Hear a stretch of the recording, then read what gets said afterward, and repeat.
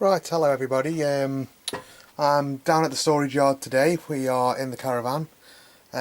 We have been asked if we could do a tour of the caravan, which is something we thought was a good idea. So here we are inside our caravan, and we will start from the front and we'll make our way back. So here we are in the front seating area.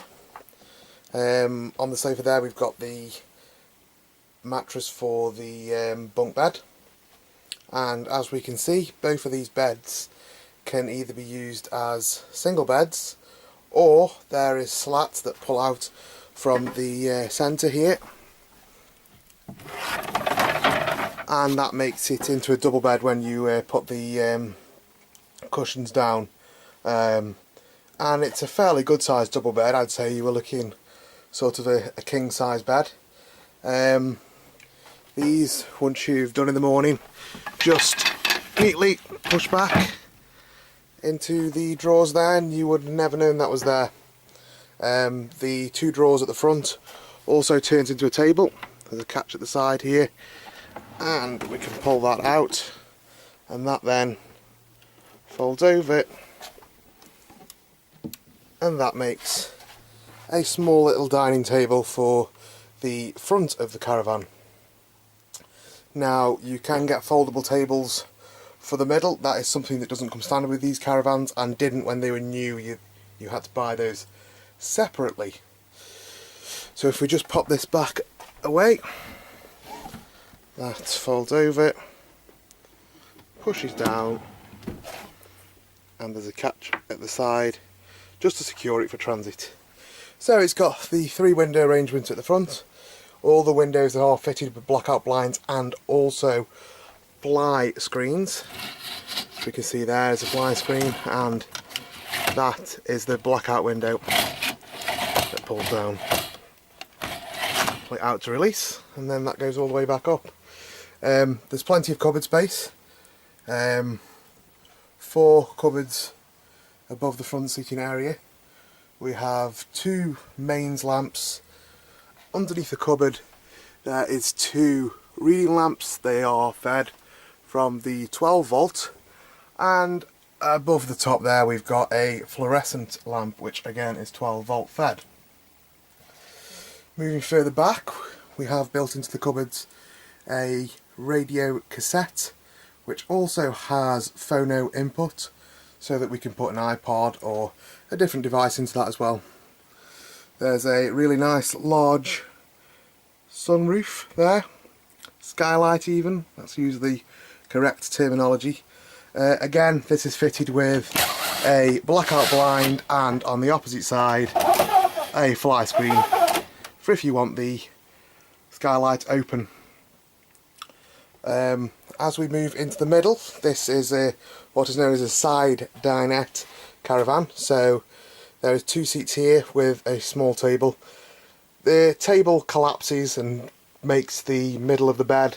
The seats move over, and you can see this at the side here. This is the bunk that opens up and gives you the 4 beds, so the 4 berth arrangement. I imagine you could easily sleep 3 on the front of it. So I would say it would easily be a 5 berth if you needed it to be. The kitchen is fitted with a cooker. We'll have a look in depth in that in a few minutes. It's got a fridge.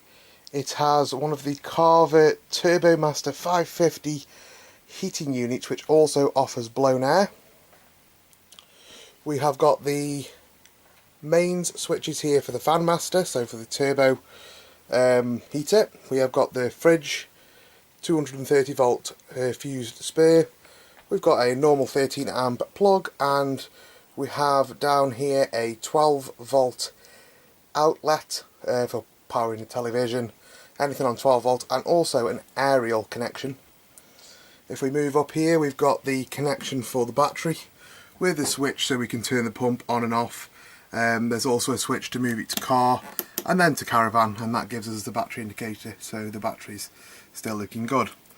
A nice feature about this caravan, it has this pump running LED. Now that comes on as soon as you turn one of the taps on, regardless of whether the pump is actually plugged in, which is a nice feature because it actually tells you that the micro switches within the taps are functioning correctly. And most people will know the micro switches in old caravans do tend to go wrong. They're sealed units and they can't usually be repaired, they just have to be replaced. Always advisable to take a spare one with you on holiday. The last thing you want is a tap not working. Otherwise the procedure for that is to go turn a tap on somewhere else in the caravan and then open up the tap that you actually wanted to use, so you'll have water coming out of two areas. In the kitchen then we have got a nice fluorescent lamp just to light up the sink area and the preparation area. There is the side preparation area that pulls up there just to give you a little bit more preparation space in the kitchen, and that is held up by a central prop that comes up from underneath. We've got a nice little cupboard here just for knick-knack cups, things like that.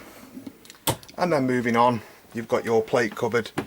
The plate cupboard is filled with a plate rack, so you can put your plate rack in there and keep everything nicely stowed away for when you're in the caravan. So the oven. The oven has got 4 burners on it. It has got this nice glass cover. It also has a grill, complete with grill pan, and it has also got an oven, which is a single shelf oven, and it is temperature controlled, and a nice pan store at the bottom so you can store your pans away down there. The fridge is an Electrolux type. It is either fed off the 12 volts of the car, it can be fed off gas, and it can also be fed off the 230 volt supply if you were connected up to mains hookup. The fridge itself is a nice size. It has a small freezer section at the top, which I can open. There we are, just about enough space to get a pack of chicken nuggets for the children and hopefully some chips. A nice storage for milk and for other knick-knack items there. So if we go to the opposite side of the caravan then, here we have got another series of cupboards. So 2 cupboards, and our favourite item actually is the cocktail cabinet in the middle, which has got space to hold 5 bottles.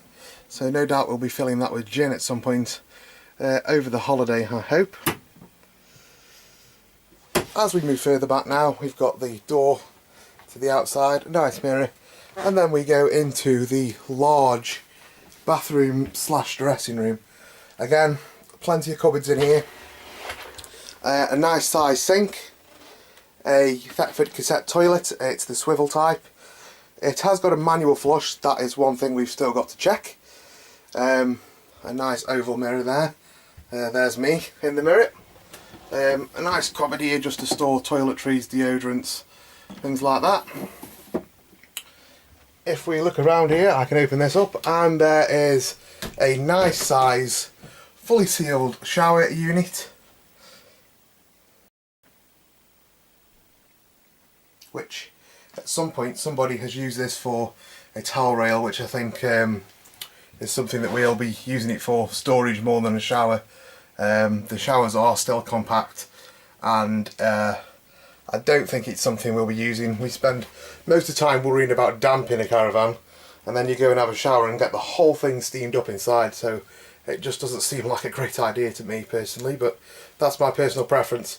We'd much rather use the shower blocks that are usually provided on all of the sites that we go to.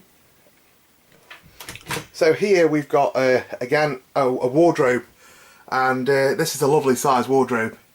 As you can see, it is very, very, very spacious. There is a nice cupboard there so you can put knick-knacks on there, and you'll be able to store plenty of clothes in here. I'll shut that too to get a bit more light back into the room. And then we've just got a couple of drawers at the bottom, and that about sums it up. That is the whole of the caravan. So I hope this has been interesting for you to have a look round and see what the caravan looks like that we will be going on our holiday in come August this year. Thanks for watching everyone. That's all from me. Bye for now.